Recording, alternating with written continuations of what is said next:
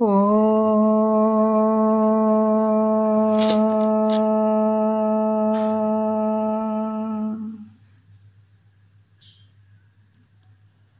ಗುರುರ್ಬ್ರಹ್ಮ ಗುರುರ್ವಿಷ್ಣು ಗುರುರ್ದೇವೋ ಮಹೇಶ್ವರಃ ಗುರು ಸಾಕ್ಷಾತ್ ಪರಬ್ರಹ್ಮ ತಸ್ಮೈ ಶ್ರೀ ಗುರವೇ ನಮಃ.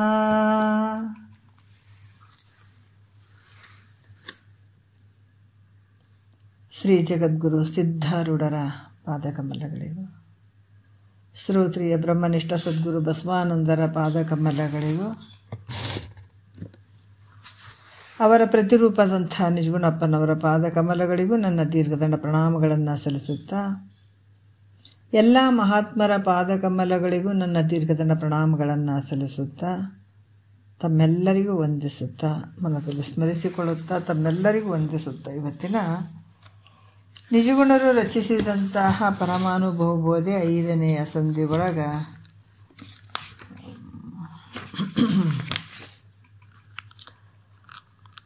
13ನೆಯ ಸೂತ್ರ ನಡೆದಂಥದ್ದು. ಕೊನೆಯ ಒಂದು 2-3 ನುಡಿಗಳನ್ನು ನಾವು ಹೇಳಬೇಕಾಗ್ತದೆ.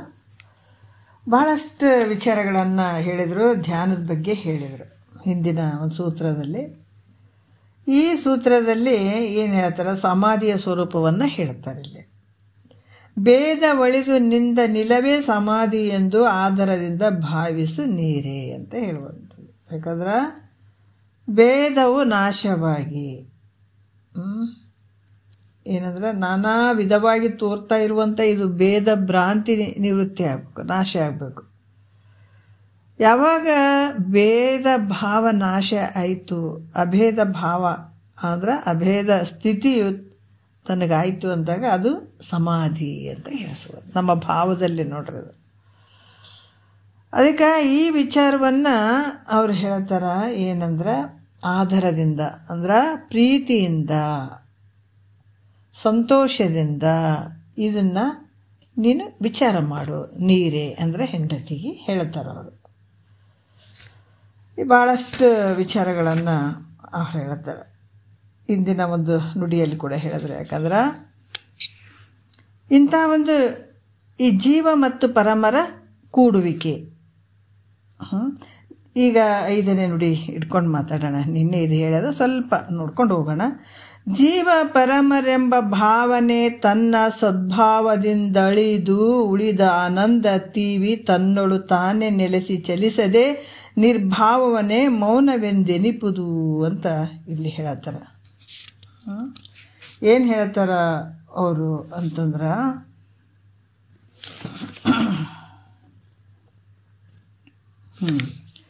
ಏನು ಹೇಳ್ತಾರೆ ಇಲ್ಲಿ, ಜೀವ ಮತ್ತು ಪರಮರ ಅನ್ನುವಂಥ ಭೇದ ಭಾವನೆ ಹೋಗುವಂಥದ್ದು. ಜೀವ ಬೇರೆ ಪರಮಾತ್ಮ ಬೇರೆ ಅನ್ನುವಂಥ ಭೇದ ಬುದ್ಧಿ ಹೋಗುವಂಥದ್ದು. ಅದಕ್ಕೆ ಜೀವ ಪರಮರೆಂಬ ಅದು ಭಾವನೆ ಅಳೆದು ಹೋಗುವಂಥದ್ದು. ಇವಾಗ ಒಂದು ಸರ್ಪಭೂಷಣರದೊಂದು ಪದ ಬಂತಲ್ಲ, ಅದಕ್ಕೆ ಪರತತ್ವ ಸಾಧ್ಯವಾಗುವುದೇ.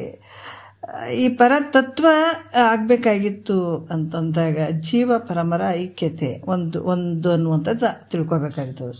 ಅದಕ್ಕೆ ಪರತತ್ವ ಸಾಧ್ಯವಾಗುವುದೇ. ಯಾವಾಗ ಸಾಧ್ಯ ಆಗಲ್ಲ, ಜೀವ ಮತ್ತು ಪರಮರ ಒಡಗೂಡದವರಿಗೆ ಅಂತ ಹೇಳ್ತಾರೆ. ಅಂದ್ರೆ ಜೀವ ಮತ್ತು ಪರಮರ ಒಡಗೂಡದಂಥವರಿಗೆ ಪರತತ್ವ ಸಾಧ್ಯ ಆಗ್ತದೇನೋ ಅಂದ್ರೆ ಸಾಧ್ಯ ಇಲ್ಲ. ಏನು ಮಾಡಬೇಕಿಲ್ಲಿ, ಜೀವ ಪರಮರ ಒಂದು ಭೇದ ಬುದ್ಧಿ ಹೋಗಬೇಕು. ಈ ಭೇದ ಬುದ್ಧಿ ಯಾವಾಗ ತೋರ್ತಾ ಇದ್ದಾವಂತಂದ್ರೆ ಉಪಾಧಿ ಮೂಲಕ ತೋರ್ತಾ ಇದ್ದಾವ. ಅದಕ್ಕೆ ಆ ಭೇದ ಬುದ್ಧಿ ಹೋಯಿತು, ಆ ಭೇದ ಸ್ಥಿತಿಯಲ್ಲಿರುವಂಥದ್ದು ಅದು.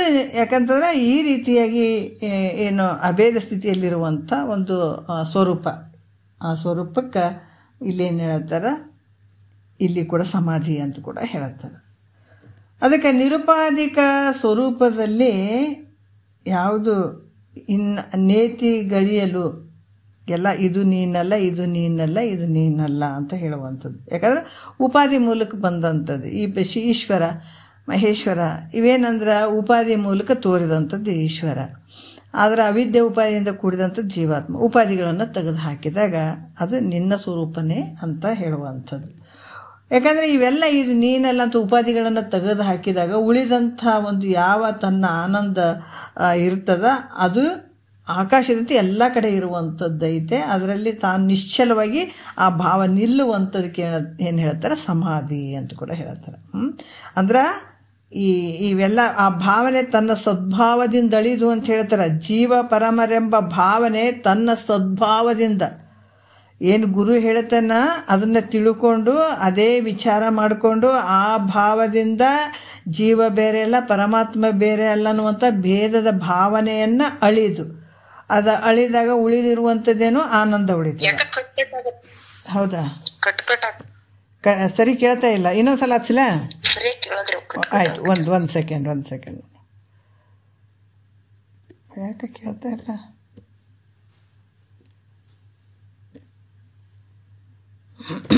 ಎರಡು ಹಾಕಿದೆ, ಎರಡು ಹಾಕಿನಿ.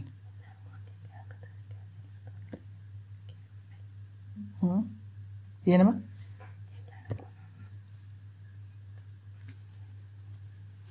ಹಲೋ, ಎಲ್ಲರಿಗೆ ಕೇಳಿಸ್ತಾ ಇದೆನಾ ಎಲ್ಲರಿಗೆ? ಹಾಂ, ಇವಾಗ ನೋಡ್ರಿ ಕೇಳಿಸ್ತಾ ಇದೆನಾ?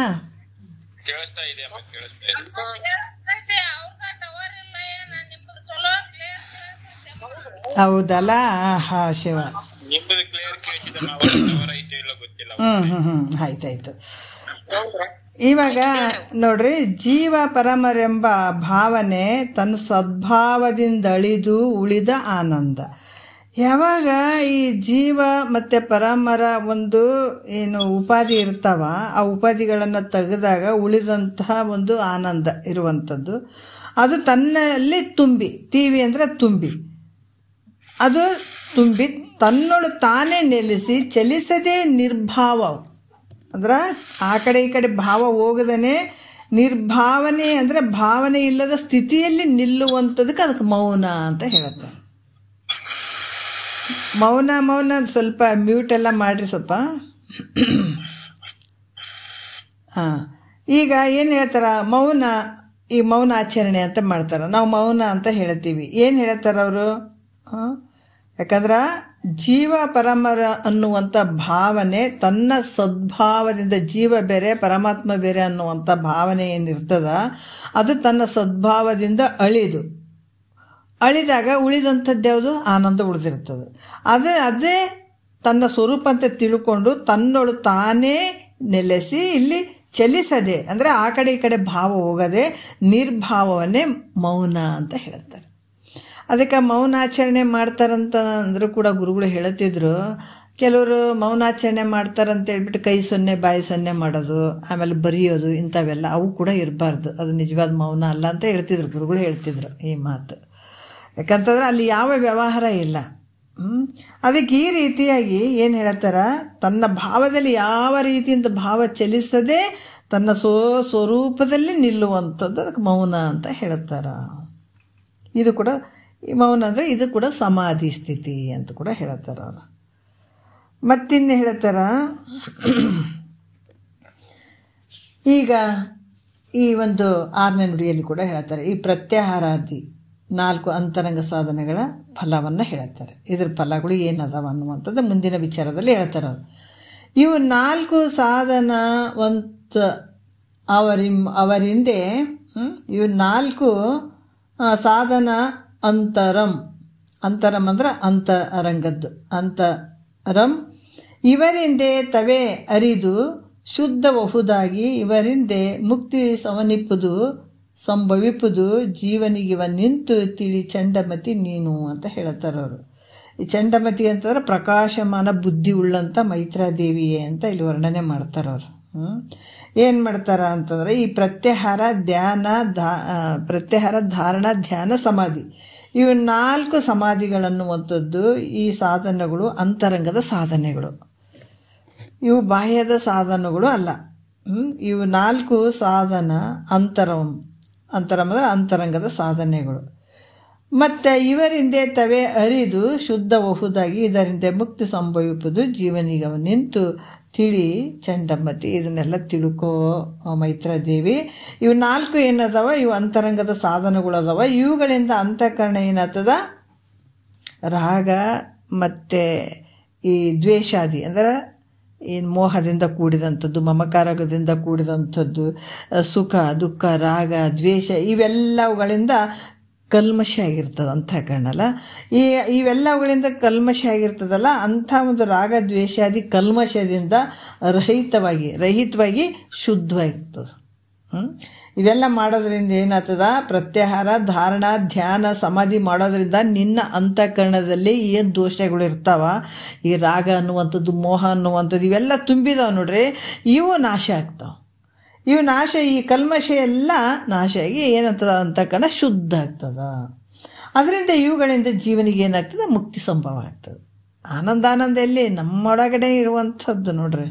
ಅದಕ್ಕೆ ಯಾವಾಗ ನಿನ್ನ ಅಂತಃಕರಣ ಪರಿಶುದ್ಧವಾಗಿ ಮಾಡ್ಕೊಳ್ತಿದೆ ಆವಾಗ ಮುಕ್ತಿ ನಿನಗಾಗ್ತದಪ್ಪ ಅಂತ ಹೇಳಿದಂಥದಕ್ಕೆ ಅದಕ್ಕೆ ಹೇಳ್ತಾರೆ ಅವರು. ಯಾವ್ಯಾವ ಕಲ್ಮಶ ಅಂತಂದಾಗ ನಾನೀಗ ಒಂದು ಸರ್ಪಭೂಷಣರದ್ದು ಒಂದು ಹಾಡು ಹೇಳಿದ್ನಲ್ಲ, ಅದೇ ಹೇಳ್ತಾರೆ, ಕಾಮ ಕಾಲರ ಗೆಲ್ಲದವಗೆ ಕೆಟ್ಟ ಹೇಮ ಕಾಮಿನಿ ಭೂಮಿಗಳ ಬಿಡದವಗೆ ನಾಮರೂಪಕ್ಕೆ ಮೋಹಿಸುವಗೆ ಮಿಕ್ಕ ಪ್ರೇಮಾಸ್ತಿ ಭಾತಿಯ ನೊಡಗೂಡದವಗೆ ಪರತತ್ವ ಸಾಧ್ಯವಾಗುವುದೇ.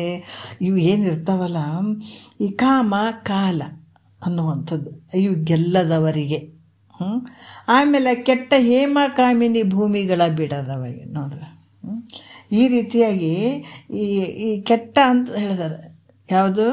ಹೇಮ, ಹೊನ್ನು, ಹೆಣ್ಣು, ಹೊನ್ನು, ಮಣ್ಣು ಇವೆಲ್ಲ ಏನು ತುಂಬ್ಕೊಂಡಿರ್ತೀವಲ್ಲ ಅವೆಲ್ಲವನ್ನು ಬಿಡಬೇಕಾಗ್ತದೆ, ತ್ಯಾಗ ಮಾಡಬೇಕಾಗ್ತದೆ. ನಮ್ಮ ಅಂತಃಕರಣದಲ್ಲಿ ರಾಗ ದ್ವೇಷಾದಿಗಳು ಇವೆಲ್ಲ ತುಂಬ್ಕೊಂಡಿರ್ತಾವೆ. ಯಾವಾಗ ಇವುಗಳಿಂದ ನಾವು ಬಿಡುಗಡೆ ಆಗೋಕ್ಕೆ ಸಾಧ್ಯ ಆಗ್ತದೆ ಅಂತಂದಾಗ ಗುರು ಹೇಳಿದ ಪ್ರಕಾರ ಈ ಪ್ರತ್ಯಾಹಾರ, ಧಾರಣ, ಧ್ಯಾನ, ಸಮಾಧಿಗಳಂತ ಈ 4 ಸಾಧನಗಳು ಅಂತರಂಗದಲ್ಲಿ ಈ ಮಾಡಿಕೊಂಡಾಗ ಅಂತರಂಗದ ಸಾಧನೆಗಳು ಇವುಗಳಿಂದ ಅಂತಃಕರಣ ಏನಾಗ್ತದೆ, ಶುದ್ಧ ಆಗ್ತದೆ. ಶುದ್ಧದಂಥ ಅಂತಃಕರಣದಲ್ಲಿ ಮುಕ್ತಿ ಸಂಭವ ಆಗ್ತದೆ. ಅದು ಹೆಂಗಂದ್ರೆ ಜ್ಞಾನ ಪ್ರಾಪ್ತಿ ದ್ವಾರ, ಅಂದ್ರೆ ಅಭೇದ ಭಾವ ಬರುವಂಥದ್ದು. ಹೀಗಾಗಿ ಜ್ಞಾನ ಪ್ರಾಪ್ತಿ ದ್ವಾರ ಮುಕ್ತಿ ನಿನಗಾಗ್ತದ ಅಂತ ಕೂಡ ಹೇಳ್ತಾರೆ. ಮತ್ತು ಇನ್ನೊಂದು ಹೇಳ್ತಾರೆ, ಭಾಳಷ್ಟು ವಿಶೇಷವಾಗಿ ಹೇಳ್ತಾರೆ. ಯಾಕಂದ್ರೆ ನಾವು ಮಾಡುವಂಥ ಕೆಲಸಗಳು ಮಾಡ್ಕೊಳ್ಬೇಕು, ಮಾಡ್ಕೊಳ್ಳಿಲ್ಲ ಅಂದ್ರೆ ಮುಕ್ತಿ ಆಗಂಗಿಲ್ಲ. ನಾವು ಅದಕ್ಕೆ ಬದಲಾವಣೆ ಆಗ್ಬೇಕು, ಭಾಳ ಬದಲಾವಣೆ ಆಗ್ಬೇಕಾಗ್ಯದ. ಗುರು ಹೇಳಿದ ನಂತರ ಈಗ ನಾವು ಹೇಳ್ತೀವಿ, ಯಾರೋ ಒಬ್ರು ಇದ್ರೆ ಅಂದ್ರೆ ಇಲ್ರಿ ಈಗ ಭಾಳ ಬದಲಾವಣೆ ಆಗಿದ್ದಾನ್ರಿ ಅಂತ ಹೇಳ್ತೀವಿ. ಅದೇ ರೀತಿ ಇಲ್ಲಿ ಗುರುವಾಕ್ಯವನ್ನು ಕೇಳ್ಕೊಂಡು ಭಾಳ ಸಂಪೂರ್ಣ ನಾವು ಬದಲಾವಣೆ ಆಗ್ಬೇಕಾಗ್ಯದ. ಯಾವಾಗ ಅನಾತ್ಮ ವರ್ಗದ ಮೇಲೆ ಇಟ್ಟು ಅವೇ ಸತ್ಯ ಅಂತ ಏನು ಕೂತ್ಕೊಂಡಿದ್ದೀವಿ ಅದನ್ನು ಮನಸ್ಸನ್ನು ತೆಗೆದು ಈ ಕಡೆ ಹಾಕ್ಬೇಕಾಗ್ಯದ, ಆತ್ಮನ ಕಡೆ ಹಾಕ್ಬೇಕಾಗ್ಯದ ಗುರು ಹೇಳಿದ ಪ್ರಕಾರ. ಇಲ್ಲಿ ಏನು ಹೇಳ್ತಾರೆ ನೋಡ್ರಿ, 7ನೇ ನುಡಿಯಲ್ಲಿ ಹೇಳ್ತಾರೆ. ಅದಕ್ಕೆ ಸದ್ಗುರುನಾಥನ ವಾಕ್ಯಗಳು ಅಂತಿಂತ ವಾಕ್ಯಗಳು ಅಲ್ಲ. ಅದಕ್ಕೆ ಅವರು ಹೇಳ್ತಾರೆ ಏನೇನು ಬಿಟ್ಕೋಬೇಕು ಏನೇನು ಇಲ್ಲ ಅಂತ ಹೇಳಿಬಿಟ್ಟು. ಈಗ ಹೇಳ್ತಾರೆ, ವಿರತಿ ಇಲ್ಲದೆ ಶಂಭುಪದ ಭಕ್ತಿ ಘಟಿಸದೆ ಪರಮ ಜೀವೈಕ್ಯವನ್ನರಿಯದೆ ವರಸಮಾಹಿತೆ ಸಿದ್ಧಿ ಒಡೆಯದೆ ಸುಮ್ಮನೆ ದೊರೆಯುವುದೇ ನಿಜ ಮೋಕ್ಷವಿದು ಸತ್ಯ ಅಂತ ಹೇಳ್ತಾರೆ ನೋಡ್ರಿ. ಏನು ಹೇಳ್ತಾರೆ ಅಂದರೆ ವಿರಕ್ತಿ ಭಕ್ತಿ ಜ್ಞಾನಾದಿಗಳಿಲ್ಲದೆ ಮುಕ್ತಿ ಸಂಭವ ಆಗಂಗಿಲ್ಲ. ಅಂದರೆ ವಿರತಿ ಇಲ್ಲದೆ, ವಿರತಿ ಅಂತಂದ್ರೆ ಏನು? ಇಹದಲ್ಲಿ ಮತ್ತು ಪರದಲ್ಲಿ. ಈ ಇಹದಲ್ಲಿ ಕೂಡ ಈ ವಿಷಯಾದಿಗಳ ಮೇಲೆ ನಮ್ಗೆ ಮೋಹ ಇರಬಾರ್ದು, ಹೋಗ್ಬೇಕು, ನಷ್ಟ ಆಗಬೇಕು. ಮತ್ತು ಪರಲೋಕದ ಆಸೆಗಳು ಕೂಡ ಇರಬಾರ್ದು. ಪರಲೋಕದಲ್ಲಿ ಸ್ವರ್ಗಾದಿ ಭೋಗಗಳನ್ನು ಅನುಭವಿಸ್ಬೇಕನ್ನುವಂಥ ಏನು ಇರ್ತದಲ್ಲ ಅದು ಕೂಡ ಇರಬಾರ್ದು.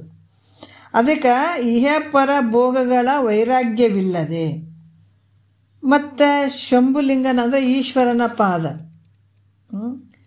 ಇಲ್ಲಿ ಭಾಳಷ್ಟು ವಿಚಾರಗಳನ್ನು ಹೇಳ್ತಾರೆ. ಇಲ್ಲಿ ಇಹದ ಮತ್ತು ಇಹದ ಆಸೆನೂ ಇರಬಾರ್ದು, ಪರಲೋಕದ ಆಸೆ ಕೂಡ ಇರಬಾರ್ದು. ಇಹ ಭೋಗದ ಆಸೆ ಮತ್ತು ಪರಲೋಕದ ಒಂದು ಭೋಗದ ಆಸೆ ಇವೆಲ್ಲ ಹೆಂಗಿದ್ದಾವಂದ್ರೆ ಅನಿತ್ಯದಿಂದ ಕೂಡ್ಯಾವ ಅಂತ ನಾವು ತಿಳ್ಕೊಳ್ಬೇಕು, ಪಕ್ಕ ತಿಳ್ಕೊಳ್ಬೇಕು. ಮತ್ತು ಇವು ಸತ್ಯ ಅಂತ ಅಂದ್ಕೊಂಡು ಹೋದಾಗ ನಾವು ಬಿಡೋಕ್ಕಾಗ್ತದೇನು? ಇಲ್ಲ. ಯಾಕಂದ್ರೆ ನಮ್ಮ ಅನುಭವಕ್ಕೆ ಬರ್ತದೆ, ಮಿಥ್ಯನೇ ಅದ, ಹೌದಿಲ್ಲ? ಅದಕ್ಕೆ ಇಹಪರ ಭೋಗಗಳಲ್ಲಿ ಅನಿತ್ಯ ಅದ, ಅಶುಚಿ ಅದ, ಮತ್ತೆಂಗದ ದುಃಖ ರೂಪದಿಂದ ಕೂಡ್ಯದ. ದುಃಖದಿಂದ ಕೂಡದು. ಈ ರೀತಿಗೆ ದೋಷ ದರ್ಶನ ಲಕ್ಷಣಾತ್ಮಕ ವೈರಾಗ್ಯವನ್ನು ಹೊಂದದೆ. ಇದಕ್ಕೆ ಏನಾಗಬೇಕು? ದೋಷ ದರ್ಶನ ಆಗಬೇಕು, ವಿಷಯಾದಿಗಳ ಮೇಲೆ ದೋಷ ದರ್ಶನ ಆಗಬೇಕು. ಅದಕ್ಕೆ ಆ ಥರ ಅರಿದು ವನಿತಾದಿ ವಿಷಯದೋಳುಳ್ಳ ದೋಷವನ್ನು ತೊರೆದವನು ಮರಳಿ ಮೋಹಿಸದೆ ಚೆಲ್ಲಿಯಾಗಿ. ಕೊರತೆ ಇಲ್ಲದ ಶಂಭುಲಿಂಗದಂತಿರೆ ಭೋಗ ಜರಕವಿಲ್ಲದಿದೀಗ ಪರಮ ವೈರಾಗ್ಯ ಬರಬೇಕು. ಇವೆಲ್ಲ ಕ್ಷಣಿಕದವಂತಂದಾಗ ನಮ್ಗೆ ಅದ್ರ ಮೇಲೆ ಮೋಹ ಬರ್ತದೆ ಅನ್ನೋದ್ರೆ ಬರೋಂಗಿಲ್ಲ. ಅದಕ್ಕೆ ಕೇಳ್ಬೇಕು ಅನ್ನೋದು ಭಾಳ. ಯಾವ ರೀತಿ ಅಂದ್ರೆ ಇಹ ಪರದ ಏನದ ಭೋಗಗಳು ಏನದಾವ ಅನಿತ್ಯದಿಂದ ಕೂಡಿದಾವ, ಅಶುಚಿಯಿಂದ ಅದಾವ, ದುಃಖ ರೂಪ ಅದಾವ ಅಂತ ಈ ದೋಷಗಳನ್ನು ನಾವು ಕಾಣಬೇಕು. ಇವು ಕಂಡು ಅದ್ರ ಮೇಲೆ ಭಾವ ಬಿಡುವಂಥದ್ದು. ಮತ್ತು ಆ ಮನಸ್ಸು ಅಲ್ಲಿಗೆ ಹೋಗಬಾರ್ದು. ಈ ರೀತಿ ವೈರಾಗ್ಯವನ್ನು ಹೊಂದದೆ ಅನನ್ಯ ಪ್ರೇಮ ಈ ಭಕ್ತಿಯನ್ನು ಮಾಡಿದೆ. ಯಾವುದು? ಈ ಗುರುವಿನ ಹತ್ರ ಆಗಲಿ ದೇವತೆಗಳ ಈ ಚರಣಾರವಿಂದಗಳನ್ನು ಭಕ್ತಿಯನ್ನು ಪಡೆಯದೆ ಅಂದರೆ ಭಕ್ತಿಯನ್ನು ಮಾಡದೆ ಅದಕ್ಕೆ ಗುರುಪಾದ ಸೇವೆಯನ್ನು ಒಲವಿಂದ ಮಾಡದೆ, ವರ ನಿಗಮವನ್ನು ಓದಿ ಪಾಡದೆ, ಶರೀರ ಮುಂತಾದ ಉಪಾಧಿಗಳನ್ನು ಈಡಾಡದೆ, ಪರಮ ಜೀವರನ್ನು ಒಂದುಗೂಡದೆ, ಸುಮ್ಮನಾಗದು ವಿಧಿಗಳೊಂದದೆ ಮುಕ್ತಿ ಸುಮ್ಮನಾಗದು. ಇದು ಸುಮ್ಮನೆ ಆಗ್ತದೇನ್ರಿ? ಇದಕ್ಕೆ ಮಾತ್ರ ನಾವು ಕಷ್ಟಪಡಬಾರ್ದು. ಎಲ್ಲದಕ್ಕೂ ಪಡ್ತೀವಿ, ಭಾಳಷ್ಟು ಕಷ್ಟಪಡ್ತೀವಿ ಬೇರೆ ಬೇರೆ ಇದರಲ್ಲಿ. ಆದರೆ ಮುಕ್ತಿ ಆಗೋದಕ್ಕೆ, ಭಗವಂತನ ಸಾಕ್ಷಾತ್ಕಾರ ಮಾಡ್ಕೊಳಕ್ಕೆ, ಕಾಣಕ್ಕೆ ಮಾತ್ರ ನಮಗೆ ಯಾವ ತ್ರಾಸನ್ನು ಇರಬಾರ್ದು ಅಲ್ಲ. ಈ ಥರ ಮನಸ್ಥಿತಿ ಉಳ್ಳಂಥವ್ರನ್ನು ಅದಕ್ಕೆ ಮಹಾತ್ಮರು ಹೇಳ್ತಾರ, ಅನನ್ಯ ಪ್ರೇಮ ಲಕ್ಷಣಾತ್ಮಕ ಗುರುದೇವತೆಗಳ ಅಂಥ ಒಂದು ಗುರುವಿನ ಮೇಲೆ ಇರುವಂಥ ಭಕ್ತಿ, ದೇವತೆಗಳ ಮೇಲಿರುವಂಥ ಒಂದು ಭಕ್ತಿ, ಈ ಚರಣಾರವಿಂದಗಳಲ್ಲಿ ಭಕ್ತಿಯನ್ನು ಮಾಡದೆ, ಅವರ ಪಾದ ಕಮಲಗಳಲ್ಲಿ ಭಕ್ತಿ. ಅದಕ್ಕೆ ಗುರುಪಾದ ಸೇವೆಯನ್ನು ಒಲವಿಂದ ಮಾಡದೆ, ಒಲವಿಂದ ಆ ಪಾದ ಸೇವೆಯನ್ನು ಮಾಡುವಂಥದ್ದು. ಅದಕ್ಕೆ ಆ ಥರ ದೇಶ ತಿರುಗಿ ಕೋಶವನೋದಿ ಕಾಶಿಗೋದರೇನಯ್ಯ, ದೇಶ ತಿರುಗಿ ಕೋಶವನೋದಿ ಕಾಶಿಗೋದರೇನಯ್ಯ, ನಿನ್ನ ಪಾದ ಸೇವೆಯಲ್ಲಿ ಎಲ್ಲ ತೀರ್ಥವಿರುವುದಯ್ಯ, ಕಾಶೀಶ ನನ್ನಲ್ಲಿರುವ ಅರಿವನ್ನು ತಿಳಿಸಿದ ಗುರುವೇ, ಶರಣು ಶರಣು ಶ್ರೀ ಗುರುದೇವ, ಶರಣು ಶರಣು ವರ ಗುರುದೇವ, ಶರಣು ಶರಣು ಪರ ಗುರುದೇವ, ಶರಣೆಂದಿತಿ ಜೀವ.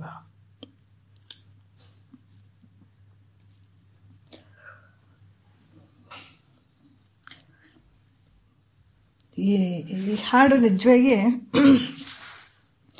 ಭಾಳಷ್ಟು ತುಂಬ ಸಲ ನಾನು ಹಾಡ್ತಿದ್ದೆ. ಈ ಹಾಡು ಗುರುಗಳು ಮುಂದೆ ಭಾಳ ಇಷ್ಟಪಟ್ಟು ಹಾಡಿದಂಥ ಹಾಡು. ಅಪ್ಪಾಜಿ, ಸಿದ್ದೇಶ್ವರ ಅಪ್ಪಾಜಿ ಮುಂದೆ ನನಗೆ ಹೇಳಿದರು, ಯಾವ ಹಾಡು ಹಾಡ್ತೀರಿ ಅಂತಂದಾಗ ನಿಜವಾಗಿ ನಾನು ಇದೇ ಹಾಡು ಹಾಡಿದ್ದು. ಬಟ್ ಈಗೇನು ಅವ್ರು ಕೂತಿದ್ದಾರೆ ನಮ್ಮ ಮುಂದೆ ಅನ್ನುವಂಥ ನನಗೆ ಭಾವ ಬರ್ತಿದೆ ಈ ಹಾಡು ಹಾಡಬೇಕಾದಾಗ. ಯಾಕಂದರೆ ಎಲ್ಲಕ್ಕಿಂತ ಈ ಹಾಡು ನನಗೆ ಭಾಳಷ್ಟು ಒಂದು ಇದ್ರ ಹಾಡು. ಯಾಕಂದ್ರೆ ಅಂಥ ಮಹಾತ್ಮರ ಮುಂದೆ ನಾನು ಹಾಡಿದಂಥ ಹಾಡು, ಬಸವಾನಂದರಾಗಿರ್ಬೋದು, ಸಿದ್ದೇಶ್ವರ ಅಪ್ಪಾಜಿ ಆಗಿರ್ಬೋದು.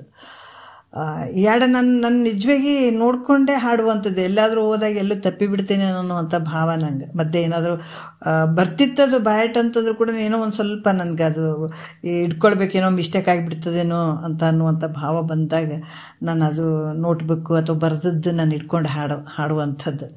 ಆವತ್ತು ನಾವು ಹಾಗೆ ಹೋಗಿದ್ವಿ, ಏನು ತೊಗೊಂಡು ಹೋಗಿರಲಿಲ್ಲ. ಬಟ್ ಏನಾದರೂ ಆಗಲಿ ಭಗವಂತ ಮುಂದೆ ಕೂತ್ಕೊಂಡು ಬಿಟ್ಟಿದ್ದಾನೆ, ನಾನು ಈ ಹಾಡು ಒಪ್ಪಿಸ್ಲೇಬೇಕು ಅಂತ ಹೇಳಿಬಿಟ್ಟು ಅವರು ಹೇಳಿದರು, ನೀವೇನು ಹಾಡಾಡ್ತೀರಿ ಹೇಳ್ರಿ ಅಂತ. ಆದರೂ ಇವು 4-5 ನುಡಿ ಅದ ಇದು. ಆದರೂ ಕೂಡ ಅಷ್ಟೇ ಪೇಷನ್ಸ್ಲಿಂದ ತುಂಬ ಹೊತ್ತು ಕೂತ್ಕೊಂಡು ಈ ಹಾಡುವನ್ನು ಕೇಳಿ ಖುಷಿಪಟ್ಟರು ಅಪ್ಪಾಜಿಯವರು. ಭಾಳಷ್ಟು ವಿಶೇಷವಾದಂಥ ಈ ಹಾಡು.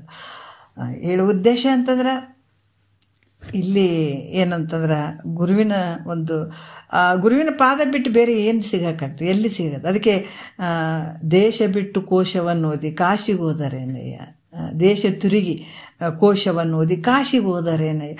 ಎಲ್ಲ ತೀರ್ಥ ನಿನ್ನ ಪಾದದಲ್ಲೇ ಇತ್ತಪ್ಪ. ಎಲ್ಲಿ ದೇವತೆ, ಎಲ್ಲಿ ಏನು ತರ್ತೀಳ್ರಿ, ಎಲ್ಲ ರೂಪನೇ ಸದ್ಗುರುನಾಥ ಅದಾನ ಅಲ್ಲ. ಅದನ್ನ ಬಿಟ್ಟು ಬೇರೆ ಎಲ್ಲಿ ಹುಡ್ಕಕ್ಕೆ ಸಾಧ್ಯ ಐತೆ ಹೇಳ್ರಿ. ಎಲ್ಲ ರೂಪನೇ ಬಂದು ಮುಂದೆ ಕೂತ್ಕೊಂಡಿದ್ದಾನತ್ತ ಅಂದಾಗ ನಾವು ಎಲ್ಲಿ ಹುಡ್ಕೋದು ಹೇಳ್ರಿ. ನಿಜವಾಗಿ ಭಾಳಷ್ಟು ಒಂದು ನೆನಪು ಬರ್ತಾವೆ ನಮಗೆಲ್ಲ ಆ ವಿಚಾರಗಳು, ಸದ್ಗುರುನಾಥನ ವಿಚಾರಗಳು. ಶರೀರ ಹೋಗ್ಬೋದು ಖರೆ, ಶರೀರ ಯಾರ್ದು ಶಾಶ್ವತ ಅಲ್ಲ, ಶಿಷ್ಯಂದು ಶಾಶ್ವತ ಅಲ್ಲ, ಗುರುವಿಂದೂ ಶಾಶ್ವತ ಅಲ್ಲ. ಅವರ ಒಂದು ದರ್ಶನ, ಒಂದು ಸ್ಪರ್ಶನ, ಅವು ಮಾತ್ರ ಅವರ ಒಂದು ಹೇಳಿದಂಥ ನುಡಿಗಳಾಗಿರ್ಬೋದು, ಅವು ಯಾವಾಗಲೂ ಸತ್ಯವಾಗಿ ಇರ್ತಾವೆ. ಇಲ್ಲಿ ಕೂಡ ಅದಕ್ಕೆ ಹೇಳ್ತಾರೆ. ಇಲ್ಲಿ ಯಾವ ರೀತಿ ಹೇಳ್ತಾರ ಅಂತಂದ್ರೆ,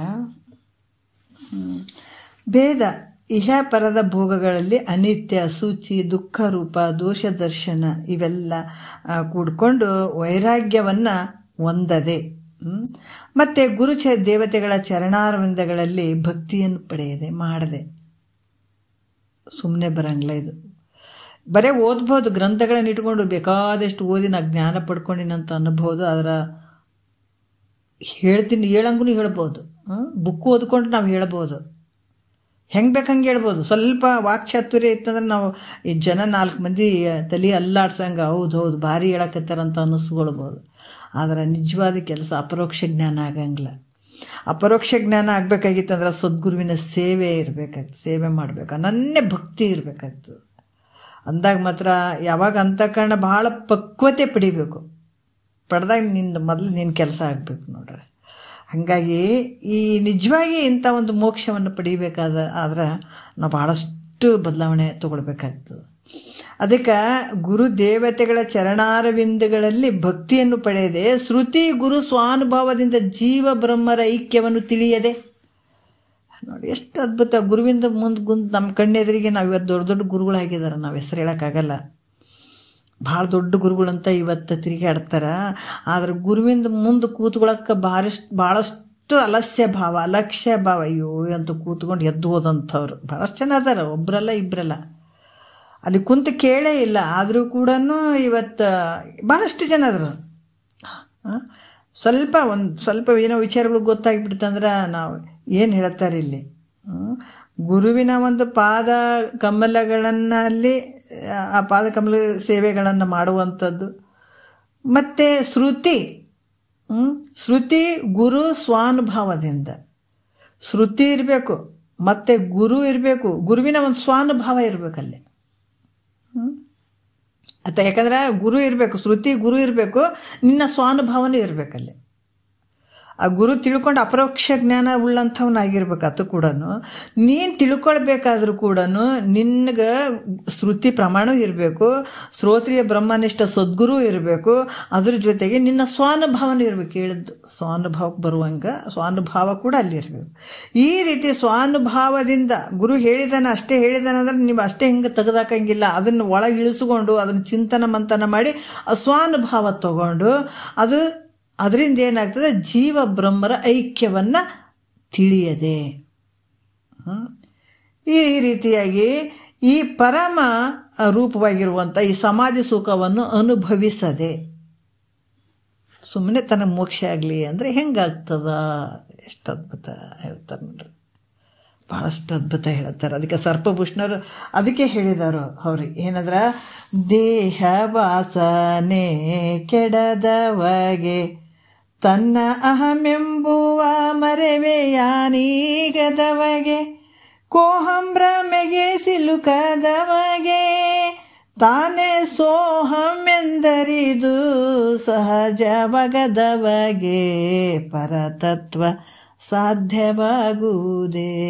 ಇನ್ನು ಒಂದು ಎಷ್ಟು ಅದ್ಭುತವಾದ ನುಡಿ ಹೇಳ್ತಾರೆ ನೋಡಿ, ಬರಿದೆ ಕರ್ಮಗಳ ಮಾಳ್ಪವಗೆ ಇಹ ಪರಗಳ ಭೋಗಾನುಭವ ಕೆಳಿಸುವವಗೆ, ಬರಿದೆ ಕರ್ಮಗಳ ಮಾಳ್ಪವಗೆ ಇಹ ಪರಗಳ ಭೋಗಾನುಭವ ಕೆಳಿಸುವವಗೆ, ಒಳವರಗೊಂದಾಗದವಗೆ ತನಗೆರವೇನು ತೋರದೆಂಬರಿವಿಲ್ಲದವಗೆ ಪರತತ್ವ ಸಾಧ್ಯವಾಗುವುದೇ. ಏನು ಅದ್ಭುತವಾಗಿ ಹೇಳ್ತಾರೆ ನೋಡ್ರಿ.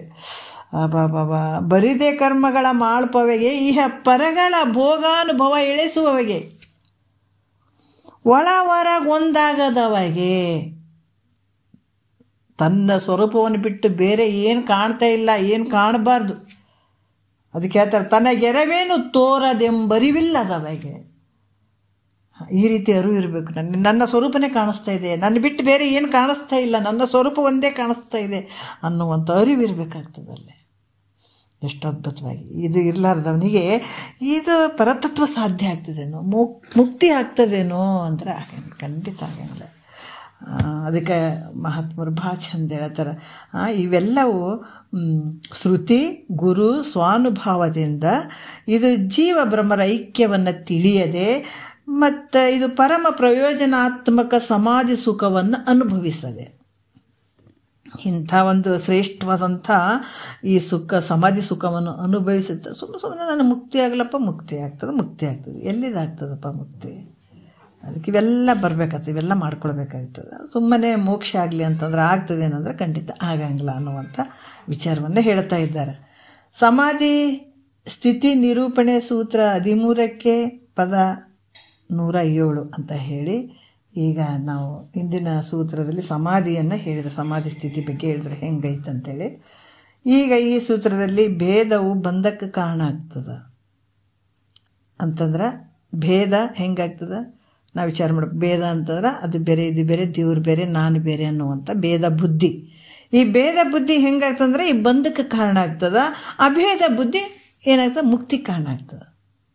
ಎರಡಿರುವಂಥ ಅದರಿಂದ ನಾವೇನು ಮಾಡಬೇಕು, ಭೇದ ಬುದ್ಧಿಯನ್ನು ಬಿಡಬೇಕು, ಭೇದವನ್ನು ಬಿಡುವಂಥದ್ದು, ಅಭೇದ ಬುದ್ಧಿಯನ್ನು ಸ್ವೀಕಾರ ಮಾಡುವಂಥದ್ದು. ದ್ವೈತ ಅದ್ವೈತ.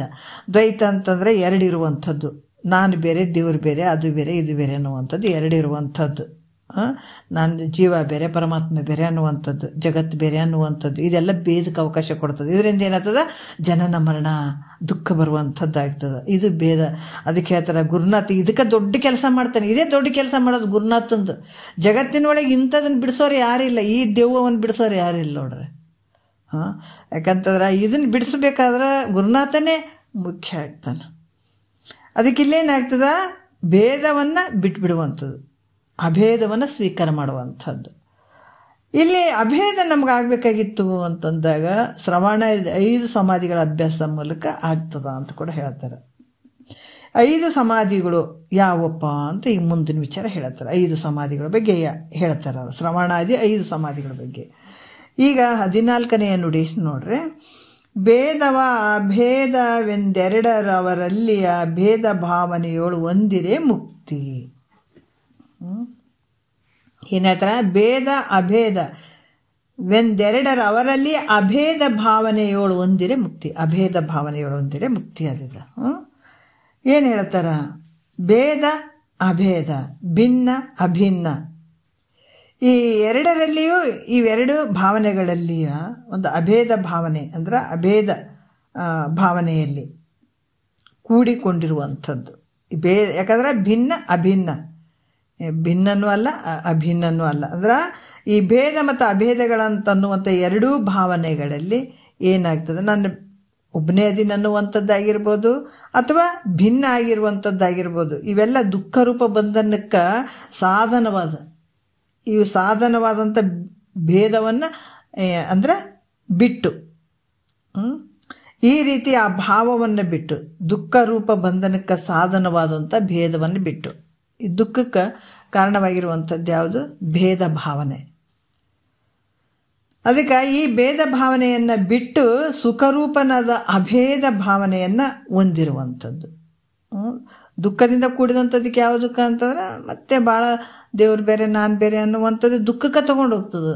ಮತ್ತು ಯಾವಾಗಲೂ ಎಷ್ಟು ಭಯ ಇರ್ತದೆ, ಭಯ ಅಭೇದ ಎಲ್ಲಿರ್ತದೆ, ಭೇದ ಎಲ್ಲಿರ್ತದೆ, ಭಯ ಇರ್ತದೆ. ನಾನು ಬೇರೆ ಅದು ಬೇರೆ ಅಂತಂದಾಗ ಭಯ ಇರ್ತದೆ, ಇಲ್ಲ ನನ್ನ ಸ್ವರೂಪ ಅಂದಾಗ ನನಗೆ ಆನಂದ ಇರ್ತದೆ, ಹೌದಿಲ್ಲ? ಹಾಗಾಗಿ ಇಲ್ಲಿ ಕೂಡ ಭೇದವನ್ನು ಬಿಟ್ಟು ಸುಖರೂಪನಾದ ಅಭೇದ ಭಾವನೆಯನ್ನು ಹೊಂದಿದಾಗ ಮುಕ್ತಿ ಆಗ್ತದ, ಅಲ್ಲಿ ತನಕ ಇಲ್ಲ. ಯಾವಾಗ ನಾವು ಉದ್ದಕ್ಕೆ ಇದು, ಯಾಕಂದ್ರೆ ಮೇಲ್ಮಟ್ಟದ ವಿಚಾರಗಳು ನಾವು ಹೇಳಬೇಕಾಗ್ತದೆ. ದೇವರಿಗೆ ಹೆದರೋದು ಭಾಳಷ್ಟು ನೋಡ್ರಿ, ಭಕ್ತಿ ಇರ್ತದೆ ಖರೆ, ಆದರೆ ಇದು ಭೇದ ಭಾವ ಇದ್ದಾಗ ಭಯ ಇರ್ತದೆ, ಭಾಳ ಭಯ ಇರ್ತದೆ. ಅದಕ್ಕೆ ಆ ಥರ ಭಯವ ಬಿಡಿಸಿ ಬಿಟ್ಟ, ನಿರ್ಭಯವ ಮಾಡಿಬಿಟ್ಟ ಸದ್ಗುರುನಾಥ. ಬಹುಪುಣ್ಯದಿಂದ ಗುರು ದೇವ ತಾನೇ ಬಂದನ, ಹೆದರೇ ಬೇಡಿರಂದಾನು, ಅಭಯ ನೀಡಿ ಬಿಟ್ಟನು, ಬೋಧ ಹೇಳಿಕೊಟ್ಟ, ಭವರೋಗ ಬಿಡಿಸಿಬಿಟ್ಟ, ದ್ವೈತ ತೂರಿಬಿಟ್ಟ, ಅದ್ವೈತ ತಿಳಿಸಿಕೊಟ್ಟ ನೋಡ್ರಿ. ಭಯವ ಬಿಡಿಸಿಬಿಟ್ಟ, ನಿರ್ಭಯವ ಮಾಡಿಬಿಟ್ಟ. ಸದ್ಗುರುನಾಥ ನೀನು ನಿರ್ಭಯವನ್ನಾಗಿ ಮಾಡ್ತಾನಪ್ಪ. ಅದಕ್ಕೆ ಈ ರೀತಿಯಾಗಿ ಆತನ ವಿಚಾರಗಳನ್ನು ತಿಳ್ಕೊಂಡು ಅಭೇದ ಸ್ಥಿತಿಯಲ್ಲಿದ್ದಾಗ ಏನಾಗ್ತದ, ಅವಾಗ ಮುಕ್ತಿ ಆಗ್ತದ ಅನ್ನುವಂಥದ್ದನ್ನು ಹೇಳ್ತಾರೆ. ಈಗ 1ನೇ ನುಡಿಯಲ್ಲಿ ಹೇಳ್ತಾರೆ, ಶಶಿಮುಖಿ ಕೇಳು ಸರ್ವಾತ್ಮಕವೆಂದು ಮೇಣೆಸೆವ ನೇತ್ಯಾತ್ಮಕವೆಂದಿಂತು ಎಸೆವ ಸಮಾಧಿಗಳೆರಡರೋಳ ಆದಿಯ ದೆಸೆವುದು 4 ರೂಪವನೈದಿ ಅಂತ ಹೇಳ್ತಾರೆ. ಶಶಿಮುಖಿ ಅಂದ್ರೆ ಚಂದ್ರಮುಖಿ ಅಂದ್ರೆ ಚಂದ್ರನ ಮುಖ ಹೆಂಗಿರ್ತದೆ ಹಂಗೆ ಮುಖವನ್ನು ಉಳ್ಳಂಥ ಮೈತ್ರಾದೇವಿಯೇ ತಿಳ್ಕೊ, ಆಲಿಸು. ಶಶಿಮುಖಿ ಕೇಳು ಅಂತಂದ್ರೆ ಆಲಿಸು ಅಂತ ಹೇಳ್ದಂಗೆ. ಆಮೇಲೆ ಸರ್ವಾತ್ಮಕವೆಂದು ಎಲ್ಲವೂ ಬ್ರಹ್ಮ ಅಂತ ತಿಳಿಯುವಂಥ ಸರ್ವಾತ್ಮಕ ಬೋಧೆ ಅಂದರೆ ಎಲ್ಲ ಬ್ರಹ್ಮಮಯದಿಂದ ಕೂಡಿದಂಥದ್ದು, ಪ್ರತಿಯೊಂದು ವಸ್ತುಗಳು ಬ್ರಹ್ಮನ ಸ್ವರೂಪ ಅದಾವ ಅಂತ ತಿಳಿಯುವಂಥದ್ದು. ಮೇಣಂದ್ರೆ ಮತ್ತೆ, ಎಸೆವ ಅಂತಂದ್ರೆ ಕಾಣುವಂಥದ್ದು, ಶೋಭಿಸುವಂಥದ್ದು. ಈ ನೇತ್ಯಾತ್ಮಕ ಅಂತಂದ್ರೇ ಇದು ನೀನಲ್ಲ ನೀನಲ್ಲ ನೀನಲ್ಲ ಅಂತ ಹೇಳಿಸುವಂಥದ್ದು. ಸರ್ವಾತ್ಮಕ ಅಂದರೆ ಎಲ್ಲ ಸ್ವರೂಪ ನಾನೇ ಇದ್ದೀನಿ, ಪ್ರತಿಯೊಂದು ಕಾಣುವಂಥ ದೃಶ್ಯ ಪ್ರಪಂಚ ಎಲ್ಲ ನನ್ನ ಸ್ವರೂಪ ಅದಂತ ತಿಳ್ಕೊಳ್ಳುವಂಥದ್ದು ಸರ್ವಾತ್ಮಕ. ನೇತ್ಯಾತ್ಮಕ ಅಂದರೆ ಇದು ನಾನಲ್ಲ, ಯಾವುದು ನನ್ನಿಂದ ತಿಳಿಸಿಕೊಡ್ತದೆ ಇದು ಯಾವುದು ನಾನಲ್ಲ ಅಂತ ಅನ್ನುವಂಥದ್ದು. ಈ ಪ್ರಕಾರ ಏನಂತಂದ್ರೆ ಈ ತೋರುವಂಥ 2 ಸಮಾಧಿಗಳು, ನೇತ್ಯಾತ್ಮಕ ಮತ್ತು ಸರ್ವಾತ್ಮಕ. ಇದು ಯಾಕಂದರೆ ಮೊದಲನೇ ಸರ್ವಾತ್ಮಕ ಸಮಾಧಿಯು 4, ಯಾಕಂತಂದರೆ ಇವು 4 ಭಾಗಗಳನ್ನು ಹೊಂದಿ ಎಸೆಯುವಂಥದ್ದು. ಯಾವುದು ಸರ್ವಾತ್ಮಕ ಒಂದು ಸಮಾಧಿ, ಅದು 4 ರೂಪದಿಂದ ಕೂಡ್ಯದ. ಈಗ 2ನೇ ನುಡಿಯಲ್ಲಿ ಹೇಳ್ತಾರೆ, ಬಿಸಜಾಕ್ಷಿ ಮಗುಳೆ ನೇತ್ಯಾತ್ಮಕವೆನಿಸುವ ಸುಸಮಾಧಿಯೊಂದೈದು ತೆರೆ ನಿಂತು ಸಸಿನಮಿದೆಂದು ನೀನರಿವಂತೆ ನಾನು ಒಲಿದು ಉಸಿರುವೆನು ಅವರ ಅಂದವನ್ನು ಕೇಳು ಅಂತ ಹೇಳ್ತಾರೆ. ಮತ್ತೇನು ಹೇಳ್ತಾರ, ಅನಂತರ ಮಗುಳೆ ಅಂದ್ರೆ ಅನಂತರ, ಬಿಸಜಾಕ್ಷಿ ಅಂದ್ರೆ ಕಮಲಾಕ್ಷಿ, ಆಕಿನ ಕಣ್ಣುಗಳ ಬಗ್ಗೆ ವರ್ಣನೆ ಮಾಡ್ತಾರೆ. ಇಲ್ಲಿ ಭೇದವಿಲ್ಲದ ಅಭೇದ ಬುದ್ಧಿಯೇ ಸಮಾಧಿ ಅನ್ನಿಸ್ತದೆ. ಸಮಾಧಿ ಅಂತಂದ್ರೆ ಏನ್ರಿ ಅಂತಂದ್ರೆ ನಾವು ಕಣ್ಣು ಮುಚ್ಕೊಂಡು ಗಟ್ಟಿಯಾಗಿ ಒಂದು ಕಡೆ ಕೂತ್ಕೊಂಡು ಮತ್ತು ಯಾರು ಮಾತಾಡಿಸ್ಬೇಡ್ರಿ ಅಂತ ಅಂದ್ಕೊಂಡು ಏನೇನು ನಡೀತದ ಎಲ್ಲ ನಮಗೆ ಚಿತ್ರಣಗಳು ತಲೆಗೆ ಬರ್ತಾನೆ ಇರ್ತಾವೆ. ಹೌದಲ್ಲ, ಸಮಾಧಿ ಸ್ಥಿತಿ ಅಷ್ಟು ಈಸಿಯಾಗಿ ಮಾಡೋಕ್ಕಾಗಂಗಿಲ್ಲ. ಯಾಕಂದ್ರೆ ಒಳಗೆಲ್ಲ ಭೇದ ಬುದ್ಧಿಗಳೇ ಇರ್ತಾವಲ್ಲ. ಭೇದ ಬುದ್ಧಿಗಳಿದ್ದಾಗ ನಾವು ಯಾವಾಗ ಸಮಾಧಿ ಸ್ಥಿತಿಗೆ ಹೋಗ್ತೀವಿ? ಹೋಗಕ್ಕೆ ಸಾಧ್ಯನೇ ಇಲ್ಲ. ಅದಕ್ಕೆ ಇವೆಲ್ಲ ಹೋಗಬೇಕು. ಯಾವ ರೀತಿ ಹೇಳ್ತಾರೆ, ಯಾವ ಭೇದ ಇರಬಾರ್ದು ಮನಸ್ಸಿನಲ್ಲಿ, ಭೇದಕ್ಕೆ ಅವಕಾಶ ಇಲ್ಲ. ಎಲ್ಲ ಭೇದಗಳು ಹೋಗಿ ಅಭೇದ ಸ್ಥಿತಿ ಭಾವ ಇರುವಂಥದ್ದು. ಅಭೇದ ಬುದ್ಧಿ ಏನಿರ್ತದಲ್ಲಿ, ಭೇದ ಬುದ್ಧಿ ಹೋಗಿ ಅಭೇದ ಬುದ್ಧಿ ಅಂದರೆ ಯಾವುದು ಬೇರೆ ಇಲ್ಲ, ನನ್ನ ಬಿಟ್ಟು ಯಾವುದು ಬೇರೆ ಇಲ್ಲ. ಯಾವುದು ಬಂಗಾರ ಬಿಟ್ಟು ಆಭರಣಗಳು ಹೆಂಗಿರಂಗಿಲ್ಲೋ ಅದೇ ರೀತಿ ಕೂಡ ನನ್ನ ಬಿಟ್ಟು ಯಾವುದಿಲ್ಲ, ನಾನು ಇರುವಂಥದ್ದು ಒಂದೇ ಸ್ವರೂಪ, ಒಬ್ಬನೇ ಇರುವಂಥದ್ದು. ಈ ರೀತಿ ಅಭೇದ ಬುದ್ಧಿ ಸಮಾಧಿ ಅಂತ ಅನ್ನಿಸ್ತದೆ. ಈ ಸಮಾಧಿಯು ಸರ್ವಾತ್ಮಕ ಸಮಾಧಿ ಎಂದು ನೇತ್ಯಾತ್ಮಕ ಸಮಾಧಿ 2 ರೀತಿಯಿಂದ ಹೇಳ್ತಾರೆ ಅವರು. ಈ ಸಮಾಧಿ ಒಳಗೆ 2 ರೀತಿ ಅಂತ ಹೇಳ್ತಾರೆ, ಸರ್ವಾತ್ಮಕ ಸಮಾಧಿ ಮತ್ತು ನೇತ್ಯಾತ್ಮಕ ಸಮಾಧಿ ಅಂತ 2 ಪ್ರಕಾರ. ಮೊದಲನೇದು ಸರ್ವಾತ್ಮಕ ಸಮಾಧಿ ಇದ್ದಾಗ 4 ರೂಪ ಹೇಳಿದ್ರು ಅವರು. 4 ಸಮಾಧಿ ಬಗ್ಗೆ ಹೇಳಿದರು. ಒಂದು ಯಾವುದು, ಶ್ರವಣಾಖ್ಯ ಸಮಾಧಿ ಅಂತ. ಸಂವಾದಿಗೆ ನಾವು ಮಾಡ್ತಾ ಇದ್ದೀವಲ್ಲ, ಏನು ಶ್ರವಣ ಮಾಡುವಂಥದ್ದು, ಸಂವಾದ ಮಾಡುವಂಥದ್ದು, ಇವೆಲ್ಲ ಸಮಾಧಿ ಸ್ಥಿತಿಯಲ್ಲಿ ಬರುವಂಥದ್ದು. ಅದಕ್ಕೆ ಹೇಳ್ತಾರೆ ಶ್ರವಣಾಖ್ಯ ಸಮಾಧಿ ಅಂತ ಕೂಡ ಹೇಳ್ತಾರೆ, ಮತ್ತು ಸಂವಾದ ಸಮಾಧಿ ಅಂತ ಹೇಳ್ತಾರೆ, ಕರ್ಮ ಸಮಾಧಿ ಅಂತ ಹೇಳ್ತಾರೆ, ಸರ್ವಾತ್ಮಕ ಸಮಾಧಿ, ಸುಸಮಾಧಿ ಅಂತ 4 ರೂಪವಾಗಿ ಹೇಳ್ತಾರೆ ಅವರು. ಅದಕ್ಕೆ ನೇತ್ಯಾತ್ಮಕ ಸಮಾಧಿ ಇರುವಂಥದ್ದು ಒಂದೇ. ಅದು ಸರ್ವಾತ್ಮಕ ಸಮಾಧಿ ಒಳಗೆ 4 ರೂಪ ಅದಾವ, ನೇತ್ಯಾತ್ಮಕ ಸಮಾಧಿಯಲ್ಲಿ ಒಂದೇ ಇರುವಂಥದ್ದು. ಇವು ಸೇರಿ ಎಷ್ಟದು? 5 ಸಮಾಧಿಗಳು ಅದು. ಅವುಗಳ ಒಂದು ವಿಚಾರವನ್ನು ಭಾಳಷ್ಟು ಅದ್ಭುತವಾಗಿ ಹೇಳ್ತಾರೆ ಅವರು. ಸರ್ವಾತ್ಮಕ ಸಮಾಧಿ ಒಳಗೆ 4 ರೂಪ ಅದಾವ, ನೇತ್ಯಾತ್ಮಕ ಸಮಾಧಿ ಒಂದೇ, ಸುಸಮಾಧಿ ಇರುವಂಥದ್ದು ಒಂದೇ. ಈಗ ಏನು ಹೇಳ್ತಾರೆ, ಶ್ರವಣಾಖ್ಯ ಸಮಾಧಿ ಬಗ್ಗೆ ಹೇಳ್ತಾರೆ ಅವರು. ಶ್ರವಣಾಖ್ಯ ಸಮಾಧಿ ಅದು ಹೆಂಗ್ರಿ ಸಮಾಧಿ?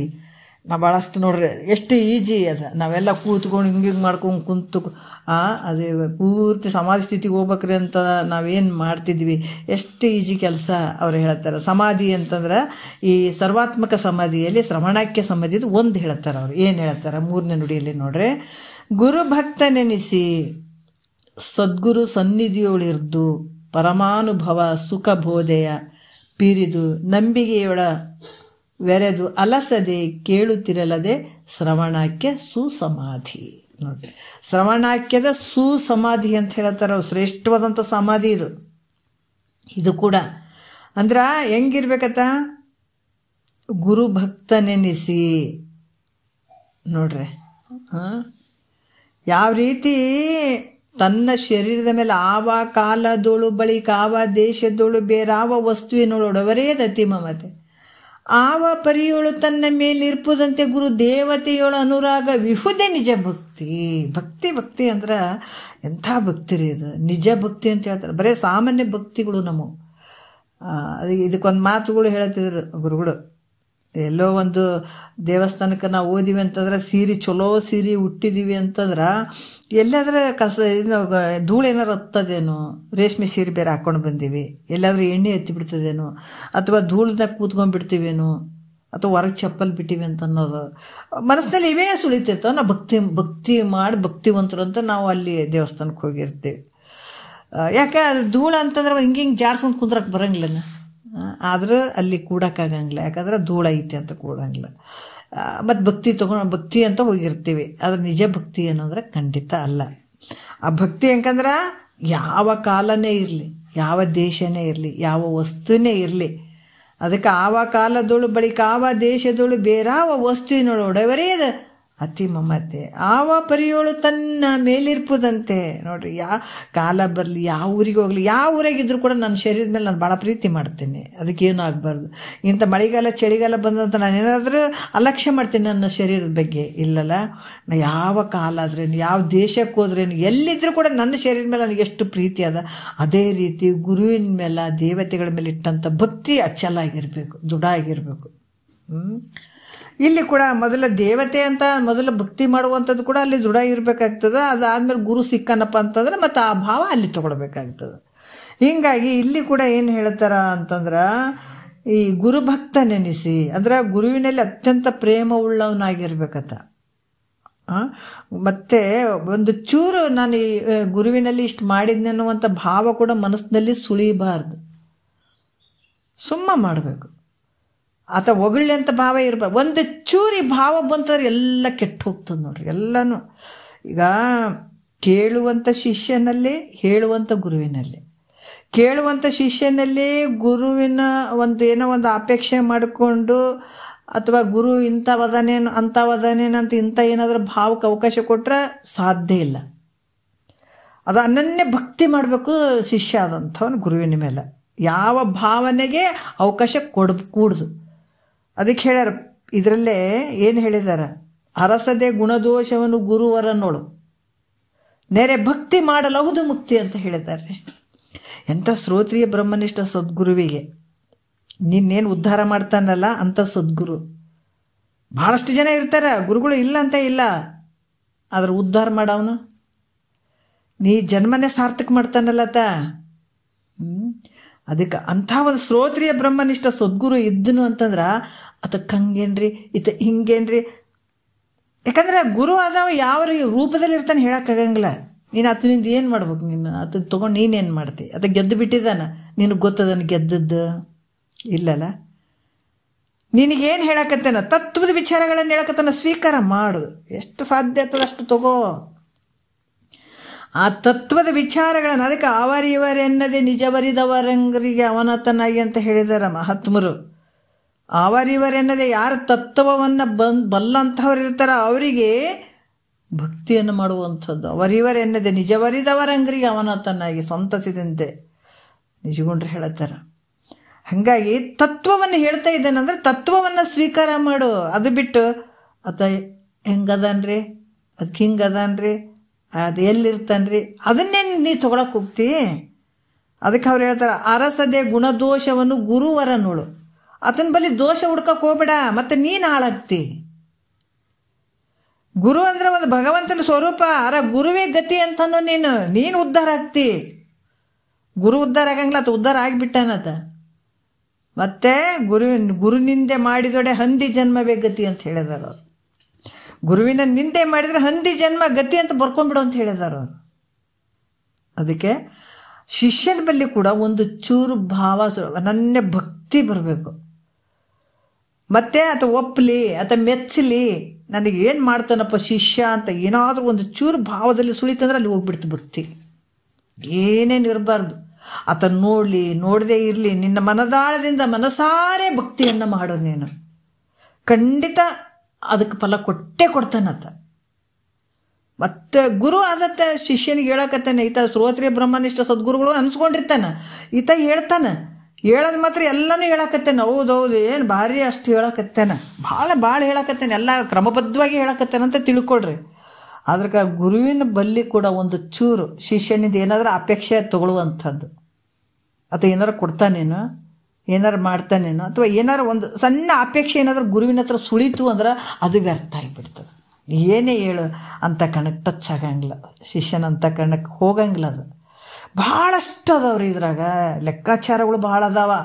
ಗುರುನು ನಿರಾಪೇಕ್ಷೆಯಿಂದ, ನಿರಾಭಾರಿಯಾಗಿ, ನಿರಾಸೆಯಿಂದ ಬೋಧನೆ ಮಾಡಬೇಕು. ಶಿಷ್ಯ ಕೂಡ ಅದೇ ರೀತಿಯಿಂದ ಅಂತಃಕರಣ ಪರಿಪಕ್ವತೆಯಿಂದ ಆತ ತಗೊಳ್ಬೇಕು. ಇಲ್ಲಿ ಗುರು ಶಿಷ್ಯರ ಒಂದು ಸಮ್ಮೇಳನ ಇದು, ಈ ರೀತಿ ನಡೆಯುವಂಥದ್ದಿಲ್ಲಿ. ಒಂದು ಚೂರು ಏನಾರ ಮನಸ್ಸಿನಲ್ಲಿ ಬಂತು ಅಂದರೆ ಎಲ್ಲ ಎಡವಟ್ಟಾಗ್ಬಿಡ್ತಾವೆ, ಯಾವುದು ಕೆಲಸ ಆಗಂಗಿಲ್ಲ. ಅಷ್ಟು ಸೂಕ್ಷ್ಮದ ವಿಚಾರ ಇವು. ಅದಕ್ಕೆ ಇಲ್ಲಿ ಏನು ಹೇಳ್ತಾರೆ, ಗುರು ಭಕ್ತ ನೆನೆಸಿ ಸದ್ಗುರು ಸನ್ನಿಧಿಯೋಳಿರ್ದು, ಸದ್ಗುರುವಿನ ಸಮೀಪದಲ್ಲಿ ಇರುವಂಥದ್ದು. ಯಾವಾಗಲೂ ಗುರುಗಳ ಒಂದು ಸನ್ನಿಧಾನದಲ್ಲಿದ್ದು ಏನಂದ್ರೆ, ಈಗ ಸನ್ನಿಧಾನದಲ್ಲಿ ನಮ್ಮ ಗುರುಗಳು ಸಿಗಂಗಿಲ್ಲಲ್ರಿ, ಮತ್ತು ಹೆಂಗೆ ಮಾಡೋದು ಅಂತ ಎಲ್ಲರೂ ಹೋಗಿ ಮಾಡ್ಬೇಕಂದ್ರೆ ಹಾಗೇನಿಲ್ಲ. ಈಗೇನು ನೀವು ಹಿಂದೆ ಮಾಡಿವಂತ ತಿಳ್ಕೋಬೇಕು. ಇಂಥ ಸೇವಾದಿಗಳನ್ನು ಮಾಡಿದಕ್ಕೆ ಈ ವಿಚಾರಗಳು ನಮ್ಮ ಕಿವಿಗೆ ಬಡಿಯಾಕತ್ಯಾವ, ಈಗ ನಮ್ಗೆ ತಿಳಿಯಾಕತ್ಯಾವ ಅಂತ ಹಿಂಗೆ ತಿಳ್ಕೊಳ್ಬೇಕು. ಆದರೆ ನಿಮ್ಮಲ್ಲೇ ಅಂತ ಇರುವಂಥ ಒಂದು ಭಕ್ತಿ ಇರ್ತದಲ್ಲ, ಅದು ಕೆಲಸ ಮಾಡ್ತದೆ, ಇಲ್ಲ ಅಂತಿಲ್ಲ. ಅದಕ್ಕೆ ಅಂಥ ಒಂದು ಗುರುಗಳ ಸನ್ನಿಧಾನದಲ್ಲಿದ್ದು ಆಪ್ತಾದಿ ಸೇವೆಗಳನ್ನು ಮಾಡುವಂಥದ್ದು. ಆಪ್ತಾದಿ ಸೇವೆಗಳು ಯಾವುದು ಅಂದ್ರೆ ಆಪ್ತ, ಅಂಗ, ಸ್ಥಾನ, ಸದ್ಭಾವ, ಇವು 4 ರೀತಿಯಿಂದ ಸೇವೆಗಳನ್ನು ಮಾಡಬೇಕು. ಗುರುವಿನ ಹತ್ರ ಆಪ್ತನಾಗಿರ್ಬೇಕು, ಯಾವುದು ಮುಚ್ಚು ಮರಿ ಇರಬಾರ್ದು. ಏನೇ ಇರ್ಬೋದು, ಭಗವಂತನ ಸ್ವರೂಪನೇ ಇರ್ತಾನತ, ಯಾವತ್ತೂ ಸುಳ್ಳು ಹೇಳಬಾರ್ದು. ಏನೇ ಇದ್ದರೂ ಕೂಡ ಆತನ ಮುಂದೆ ನಾವು, ಯಾಕಂತಂದ್ರೆ ಆತಗೊಂದು ಹಿಂದೊಂದು ಅನ್ನೋದು ಮುಂದೊಂದು ಅನ್ನೋದು ಹಂಗೆ ಅನ್ನೋದು ಹಿಂಗಂದು ಯಾವತ್ತೂ ಹಂಗೆ ಇರಬಾರ್ದು. ಏನೇ ಇದ್ದರೂ ಕೂಡ ಗುರುವಿನ ಮುಂದೆ ಆಪ್ತರಿಗೆ ನಾವು ಹೆಂಗೆ ಮನಸ್ಸಿನ ವಿಚಾರಗಳನ್ನೆಲ್ಲವನ್ನೇ ಹೇಳ್ಕೊತೀವಿ, ನಮ್ಮ ಆಪ್ತರಿ ಅಂತ ಹೇಳ್ತೀವಲ್ಲ, ಹಂಗೆ ಸದ್ಗುರುನಾಥ ಇರಬೇಕು, ಆತನ ಹಂಗೆ ಕಾಣಬೇಕು. ಅಂಗ ಅಂತಂದ್ರೂ ಕೂಡ ಅದನ್ನ ಕಾಲು ಕೈಗಳನ್ನು ಒತ್ತುವಂಥದ್ದು, ಮಾಡುವಂಥದ್ದು, ಅಂಗ ಸೇವೆ ಮಾಡುವಂಥದ್ದು ಇವೆಲ್ಲ ಇರ್ತವೆ. ಯಾಕಂದ್ರೆ ಅವ್ರು ಮಾಡಂತ ಬಯಸ್ತಾರೆ ಅಂತಂದ್ರೆ ಅಲ್ಲ, ಅದರ ನಮ್ಮಲ್ಲಿ ಇವೆಲ್ಲ ಸೇವಾದಿಗಳು, ಯಾಕಂದ್ರೆ ನಮ್ಮಲ್ಲಿರುವಂಥ ಅಹಂ ಅನ್ನುವಂಥದ್ದು ಹೋಗೋದಕ್ಕೆ ಇವೆಲ್ಲ ಮಾಡಬೇಕಾಗ್ತದೆ. ಗುರುವಿಗೆ ನೀನು ಇಲ್ಲರಿ ನಾವು ಮಾಡಿದ್ರೆ ಗುರು ಚಂದ ಅದನ್ರಿ, ಇಲ್ಲಾಂದ್ರೆ ಇಲ್ಲರಿ, ನಾವೇ ಎಲ್ಲ ಸೇವೆಗಳು ಮಾಡ್ತೀವಿ ರೀ, ಎಲ್ಲ ಬಟ್ಟೆ ಎಲ್ಲ ಒಗೆದು ಕೊಡ್ತೀವಿ, ಸ್ನಾನಕ್ಕೆ ನೀರು ಇಡ್ತೀವಿ, ಕಸ ಹುಡುಕ್ತೀವಿ, ಏನು ರೀ ಗುರುಗಳದ್ದು ಇಷ್ಟೆಲ್ಲ ಮಾಡ್ತೀವಿ, ನಾವು ಇಷ್ಟು ಸೇವೆ ಮಾಡ್ತೀವಿ ಅಂದ್ರೆ ಅಲ್ಲಿ ಹೋಯ್ತು, ನೀನು ಯಾಕೆ ಸೇವೆ ಮಾಡ್ತೀವಿ ಸುಮ್ಮ ಬಿಟ್ಟು ಹೋಗಂತಾರೆ ಅವ್ರು. ನಿನ್ನ ಅವಶ್ಯಕತೆಯೂ ಇರಂಗಿಲ್ಲ. ಬ್ರಹ್ಮನಿಷ್ಠತ್ವ ಸದ್ಗುರುವಿಗೆ ಯಾರ ಅವಶ್ಯಕತೆ ಇಲ್ಲ. ಇಲ್ಲಿ ಮಹಾರಾಜನೇ ಇರ್ತಾನಂತೆ, ಯಾರು ಬಂದು ಅವ್ರು ಕೊಟ್ಟರೆ ಊಟ ಕೊಟ್ಟರೆ ಬಿಟ್ರೆ ಯಾರ ಅವಶ್ಯಕತೆಯೂ ಇರಂಗಿಲ್ಲ. ತಗ ನೀ ಕೊಟ್ಟರೆ ನಿನಗೆ ಭಾಳ ಐತದ ಲಾಭ, ಇಲ್ಲಾಂದ್ರೆ ಇಲ್ಲ. ಅದು ನೀನು ಪಡ್ಕೋತಿದ್ದಿ ಲಾಭ. ಭಗವಂತನ ಎಲ್ಲಿ ನೀನು ಆತಂದು ನೀನು ಇದು ಮಾಡ್ತಿ ಹೇಳ, ಭಗವಂತನ ರೂಪನೇ ಸದ್ಗುರುನಾಥ ಅದ. ನಾನು ಮಾಡಿ ಬೇಕಾದಷ್ಟು ಪಡ್ಕೊ ನೀನು.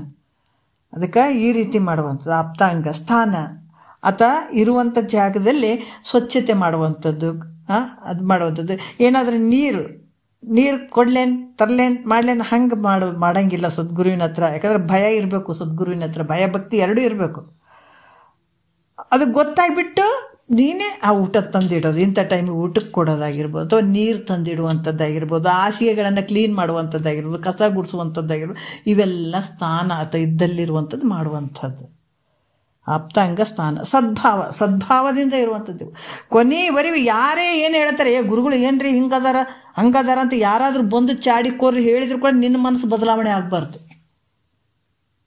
ವಂಚನೆ ಇರಬಾರ್ದು, ಕೊನೆಯವರೆಗೂ ವಂಚನೆ ಮಾಡಬಾರ್ದು ಗುರುವಿನ ಮೇಲೆ. ಅದಕ್ಕೆ ಸದ್ಭಾವದಿಂದ ಇರುವಂಥದ್ದು ಇವು ಯಾವಾಗಲೂ ಈ ಸೇವೆಗಳ ಇರಬೇಕು ಶಿಷ್ಯನ ಹತ್ರ. ಮತ್ತು ಈ ರೀತಿ ಇದ್ದಾಗ ಈ ರೀತಿ ಇದ್ದಾಗ ಗುರು ಕೃಪೆಗೆ ಪಾತ್ರನಾಗ್ತಿ ಅವ್ರ ಮುಖ. ಯಾಕಂದ್ರೆ ಈ ರೀತಿ ನಿನ್ನ ಭಾವ ಇಟ್ಕೊಂಡು ಈ ಥರ ಮಾಡಿದೆ ಅಂದ್ರೆ ಧನ್ಯ ರೀ, ಧನ್ಯ. ಈ ಭಾವ ಬರ್ಬೇಕಂದ್ರೆ ಸುಮ್ಮನೆ ಅಲ್ಲ. ಇದು ಬಂತು ಅಂತಂದಾಗ ನೋಡ್ರಿ, ಅವ್ರ ಮುಖದಿಂದ ಪರಬ್ರಹ್ಮ ವಿಷಯವನ್ನು ಇಂಥ ತತ್ವದ ವಿಚಾರಗಳನ್ನೇ ಕೇಳಿದ ತಕ್ಷಣವೇ ಹೆಂಗಾಗ್ತದೆ, ಈಗ ಅಪರೋಕ್ಷ ಭಾವ, ಅಪರೋಕ್ಷ ಜ್ಞಾನ ಅಳವಡ್ತದೆ. ಇದು ಸುಮ್ಮನೆ ಅಲ್ಲ, ಇದು ಅಪರೋಕ್ಷ ಭಾವ ಜ್ಞಾನ ಅಳವಡ್ತದೆ. ಅಪರೋಕ್ಷ, ಯಾಕಂದ್ರೆ ಅದು ಕೇಳಿದ ತಕ್ಷಣ ನಮ್ಗೆ ಅನುಭವಕ್ಕೆ ಬರ್ತಾನೆ ಹೋಗ್ಬಿಡ್ತದೆ. ಅದಕ್ಕೆ ಈ ಅನುಭವಕ್ಕೆ ಅಪರೋಕ್ಷ ಜ್ಞಾನ ಆಗಬೇಕಾದ್ರೆ ನಮ್ಗೆ ಗುರು ಕೃಪೆ ಭಾಳ ಮುಖ್ಯ. ಅದು ಆಗ್ತಾ ಹೋಗ್ತದೆ. ಈ ರೀತಿ ಈ ಗುರುವಾಕ್ಯದ ಮೇಲೆ ವಿಶ್ವಾಸ ಉಳ್ಳಂಥದ್ದು ಇದು ಈ ರೀತಿ ಆಗಿದ್ರೆ ಅದಕ್ಕೆ ಶ್ರವಣಕ್ಕೆ ಸುಸಮಾಧಿ ಅಂತ ಹೇಳಿಸ್ಕೊಳ್ತದ ಅಂತ ಹೇಳ್ತಾರೆ. ಇದನ್ನೇ ಸ್ವಲ್ಪ ಇಟ್ಕೊಂಡು ನಾಳೆ ಮಾತಾಡೋಣ. ಒಂದೆರಡು ಮತ್ತು ಗುರುಗಳ ಪಾದಕ್ಕೆ ಅರ್ಪಿಸಿ ಹರ ಓಂ.